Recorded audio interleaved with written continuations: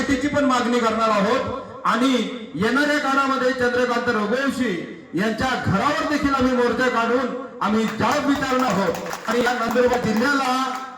नंदुरबार जिल्ह्याला वांद्रे का या ठिकाणी नंदुरबार जिल्ह्यामध्ये तुम्ही कुत्रे मांजराला जागा दिलेली आहे, तुम्ही चौकामध्ये कुत्रे मांजरांना जागा दिली आहे, पण आदिवासीचे शहीद क्रांतिकारी बिरसा मुंडा, जयपाल मुंडा आणि खाजा नाईक, टंट्या भीम अशा लोकांना तुम्ही कुठेही स्थान दिले, ज्याच्यावरनं हे सिद्ध होतंय की तुम्ही आदिवासी विरोधी आहे।